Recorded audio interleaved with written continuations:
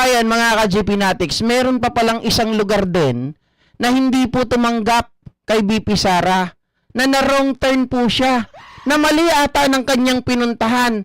Imbes na Duterte ang isinisigaw, mga kababayan, ay Marcos ang kanilang isinisigaw. Ang sagot ni Sara, mga kababayan, ngiti na lang.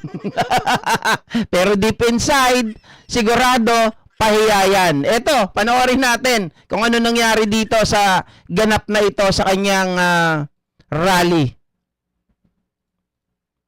Yung Congressman Joseph Joel Chua, Maynila to.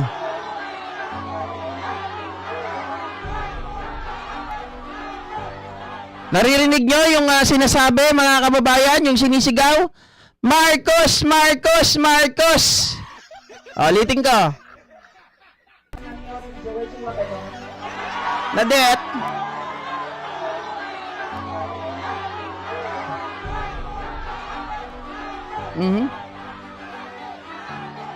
Babsan.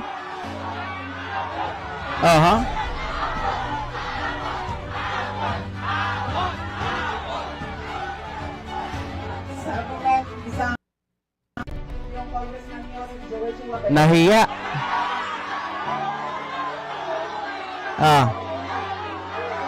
Grabe, napangiti na lang si Sara Duterte, mga kababayan. Pero masama loob niyan. Di ba? Marcos. Hindi mo alam kasi yung baluarte na yan na pinuntahan mo, yan ay baluarte ng mga loyalista.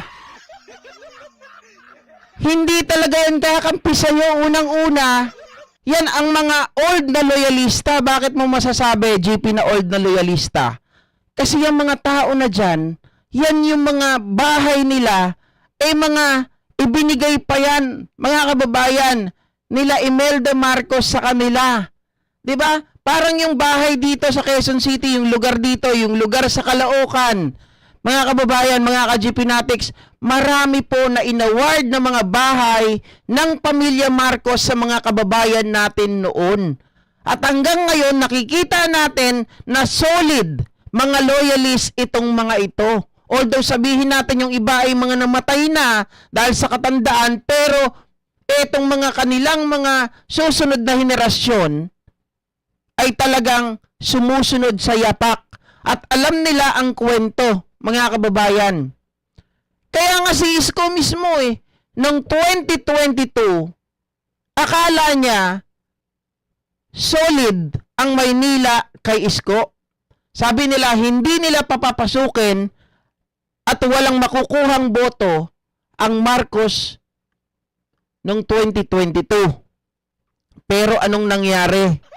Mga kababayan, nagulat si Isko Moreno dahil namula po ang Maynila bago mag-eleksyon. Noong sila po ay nag-campaign rally dyan, namula ang Maynila. Nagalit etong si Isko. Anong ginawa? Mga kababayan, isang lugar dyan, pinag-initan yung mga kabataan kasi zero vote si Isko.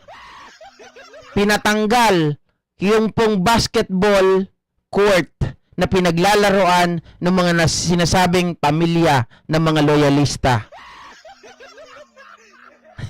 Sabi ni Eddie, wow, mawawala ka na soon, Sara, kaya nice to meet you na lang sa'yo. O, Dilenon, talo si Isko sa Maynila. Mga kababayan, sana nga ngayon, ganon din ang mangyari.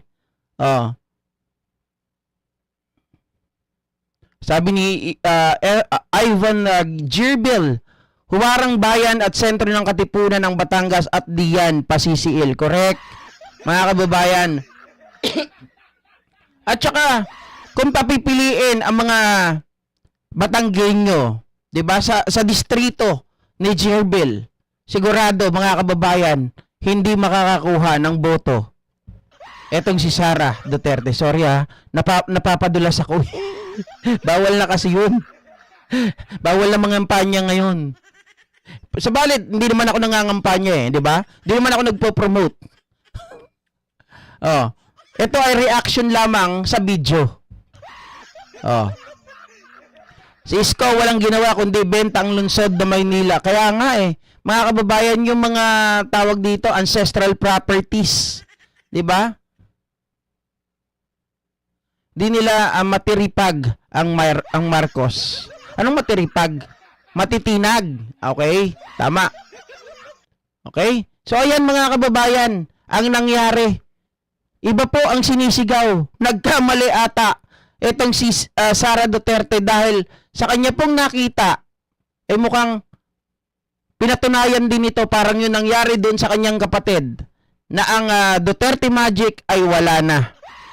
'Di ba? Sa dami ng mga ipinapakita natin na ayaw sa mga DDS, mga ka-GPnatics, nangangahulugan lamang yan na talagang kukonti na sila. Okay, eto naman ang pag-usapan natin. Ako po mga kababayan, mga ka-GPnatics,